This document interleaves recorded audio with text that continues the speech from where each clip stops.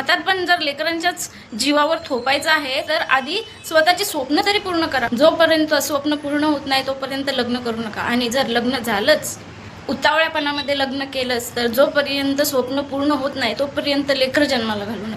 सतत त्यांना जाणीव करून देता की माझं हे राहिलं, मी हे करू शकले नाही, मी ते करू शकलो नाही, असं करून करून त्या लेकरांमध्ये तुमच्या ज्या गरजा राहिलेल्या असतात, तुमचे जे स्वप्न राहिलेले असतात त्यांच्यामध्ये भरता. आणि ते लेकरं स्वतःचे स्वप्न बाजूला ठेवतात आणि तुमचं स्वप्न पूर्ण करण्यामध्येच लागतात. आणि त्यांच्या वयामध्ये त्या वयामध्ये त्यांचे स्वतःचे स्वप्न जेव्हा पूर्ण करायचे असतात तेव्हा तो वेळ निघून गेलेला असतो आणि त्यांच्यावर पण पुढच्या जबाबदाऱ्या आलेल्या असतात. त्यांच्या लेकरांच्या, आई वडिलांच्या, त्यांच्या म्हातारपणाच्या त्या जबाबदाऱ्या पूर्ण करण्यासाठी ते लोक लागतात आणि स्वतःची स्वप्न बाजूला ठेवतात.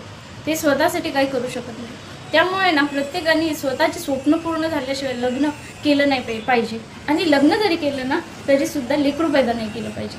कारण लग्न करताना एक व्यक्ती असते, तिला हो की नाही विचारता तरी येतं आयुष्यात येण्याच्या अगोदर. पण जेव्हा लेकरं, तर त्यांना तर जबरदस्ती आणलं जातं, जबरदस्ती आणलं पण जातं, जबरदस्ती त्यांची परवरिश पण केली जाते आणि जबरदस्ती त्यांच्यावर स्वतःची स्वप्न पण थोपली जातात आणि जबरदस्ती त्यांच्यावर म्हातारपण पण स्वतःचं थोपलं जातं.